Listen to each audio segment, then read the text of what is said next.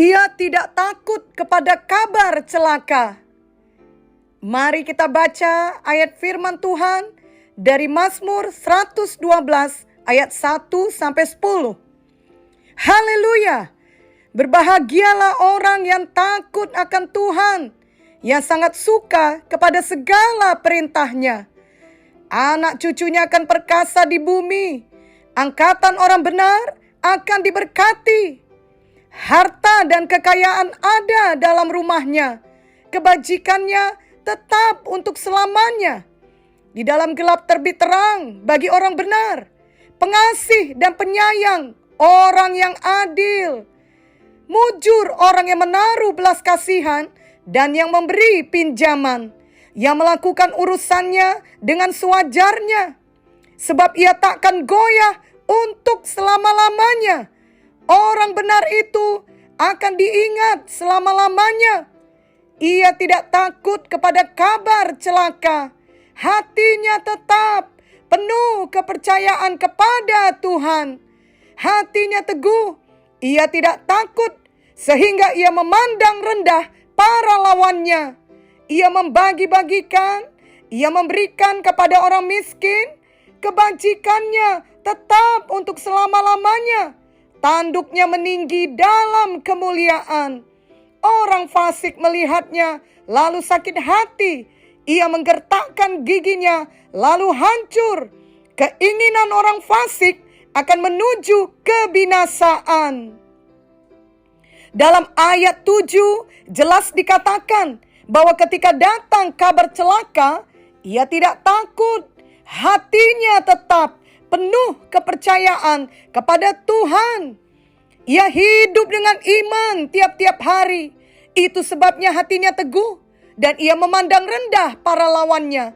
Ia tidak membandingkan dirinya dengan kabar celaka yang datang tersebut, tetapi ia membandingkan Tuhan yang di pihaknya dengan kabar celaka itu. Dan tidak ada kabar celaka manapun yang dapat mengatasi kuasa Tuhan. Tuhan Yesus jauh lebih dahsyat dari semuanya itu. Sebagai anak-anak Tuhan, kita semua tidak terlepas dari masalah, bencana, tantangan, penyakit, dan berbagai kabar celaka lainnya. Ingatlah, Tuhan Yesus yang jauh lebih besar dari semuanya itu tidak pernah meninggalkan kita. Kita dapat menghadapi semuanya bersama dengan Tuhan Yesus. Ada banyak kabar celaka di dalam hidup ini. Mulai dari hal-hal yang sederhana sampai hal-hal yang mengancam hidup kita.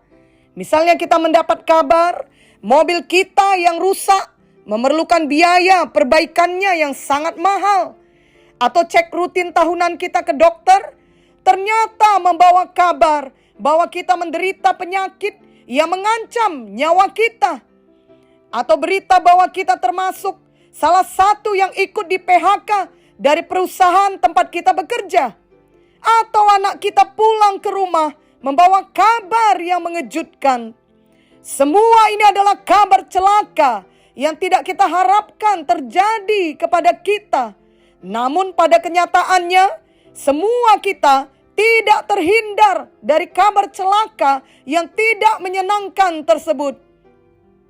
Ketika kabar celaka datang, semua kita memiliki pilihan untuk mendekatkan diri kepada Tuhan atau justru menjauhkan diri dari Tuhan dan berusaha dengan kekuatan diri kita sendiri saja. Kiranya kita semua memilih untuk mendekatkan diri kepada Tuhan, karena hanya Tuhan yang dapat menolong kita menghadapi semua kabar celaka yang tidak kita harapkan dalam hidup ini. Karena bagi Tuhan tidak ada kabar celaka yang mengejutkannya. Tuhan tidak terkejut oleh apapun, karena Ia adalah Tuhan yang Maha Tahu. Dan karena Ia adalah Tuhan yang Maha Tahu, maka Tuhan sanggup memberikan hikmat-Nya dan kebijaksanaannya kepada kita dalam menghadapi semua kabar celaka yang datang dalam hidup kita. Yesaya 46 ayat 9 sampai 10 berkata, "Ingatlah hal-hal yang dahulu dari sejak purbakala, bahwasannya akulah Allah dan tidak ada yang lain. Akulah Allah dan tidak ada yang seperti aku, yang memberitahukan dari mulanya hal yang kemudian, dan dari zaman purbakala apa yang belum terlaksana, yang berkata, keputusanku akan sampai dan segala kehendakku akan kulaksanakan. Tuhan yang memberitahukan dari mulanya hal yang kemudian. Tuhan yang memegang kendali atas semuanya. Tidak ada yang dapat menghalangi apa yang hendak dilakukan oleh Tuhan. Dalam Mazmur 139 ayat 16 dituliskan, matamu melihat selagi aku bakal anak, dan dalam kitabmu semuanya tertulis, hari-hari yang akan dibentuk sebelum ada satu pun daripadanya. Jadi Tuhan sudah tahu akan hari-hari kita semuanya. Tuhan kita sungguh dahsyat. Dia maha hadir, Dia maha kuasa, dan Dia maha tahu.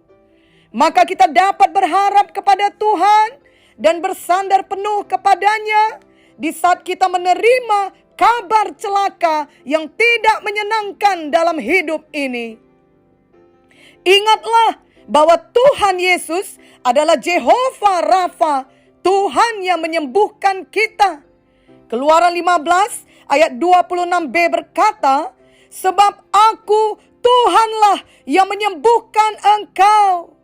Dan Mazmur 103 ayat 3 berkata, Dia yang mengampuni segala kesalahanmu, yang menyembuhkan segala penyakitmu.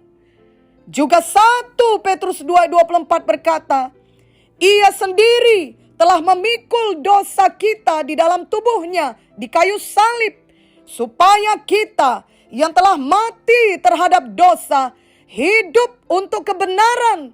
Oleh bilur-bilurnya kamu telah sembuh. Tuhan Yesus juga adalah Jehovah Jireh yang menyediakan segala keperluan kita.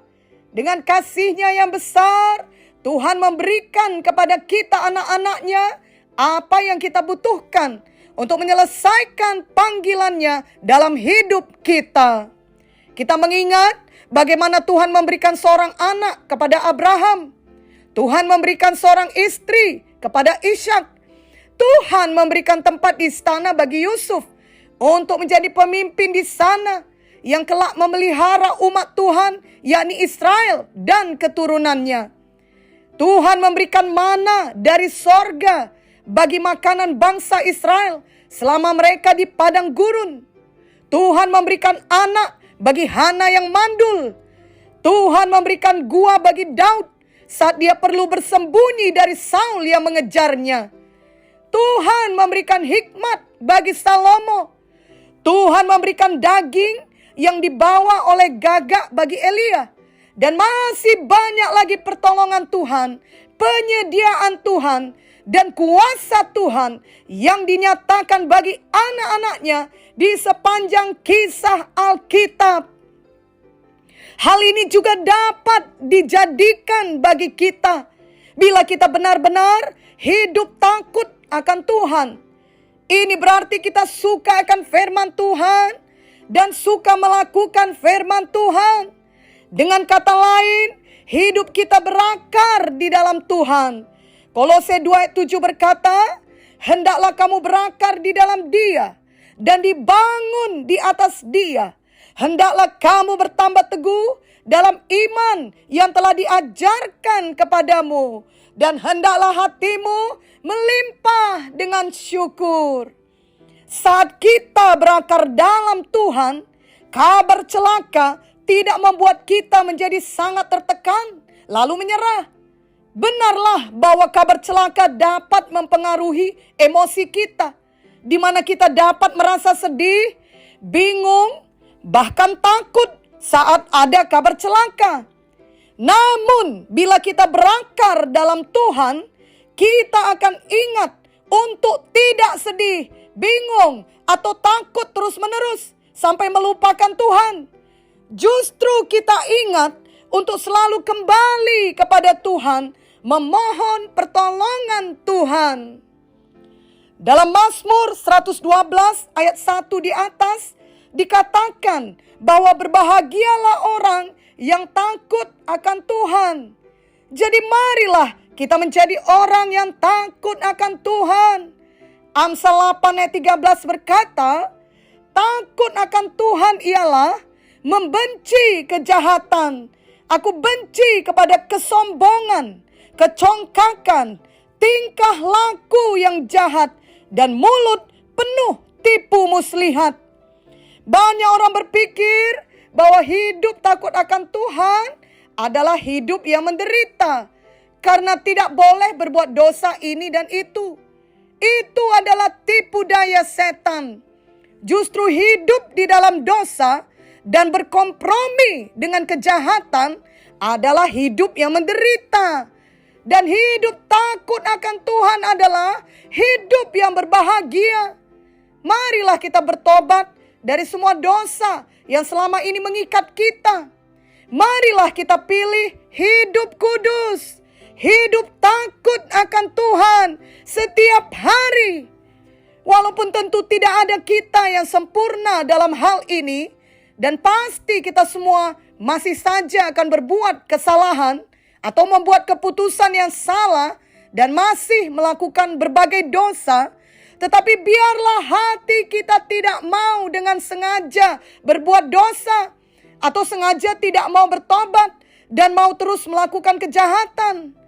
Biarlah hati kita mengasihi Tuhan, mau mematuhi Tuhan, dan hidup takut akan Tuhan. Dari ayat-ayat Mazmur 112 di atas, kita tahu bahwa bagi orang yang takut akan Tuhan, bukan hanya dia yang berbahagia, namun keturunannya juga perkasa dan diberkati. Dan ketika datang gelap, maka akan terbit terang baginya.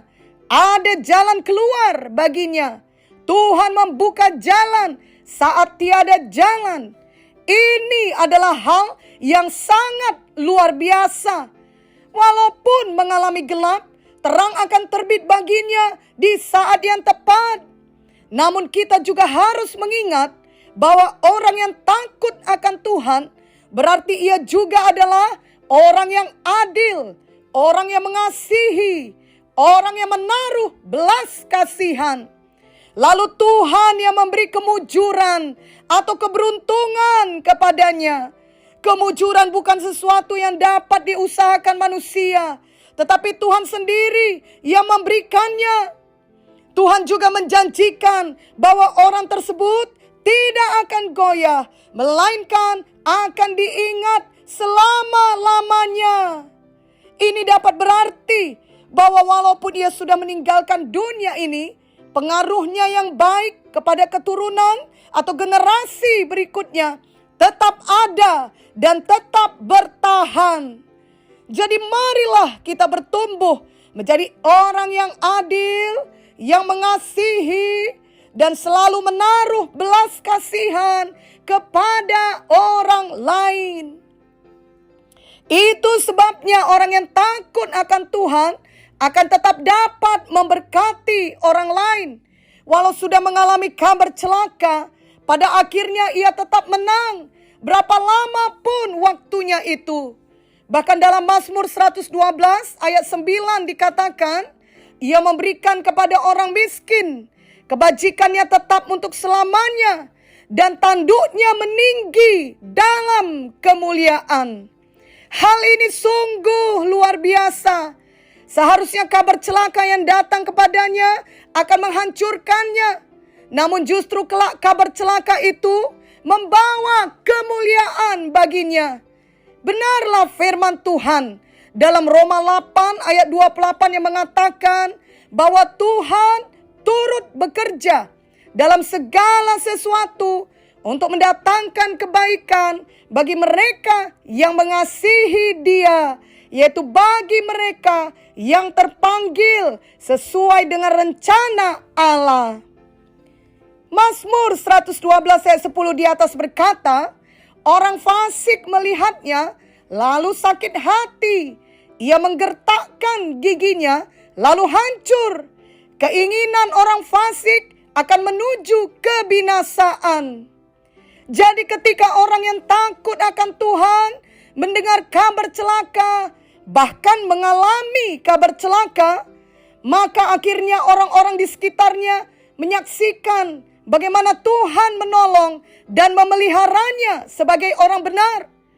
Lalu seharusnya mereka bertobat. Namun sayangnya yang terjadi justru sebaliknya.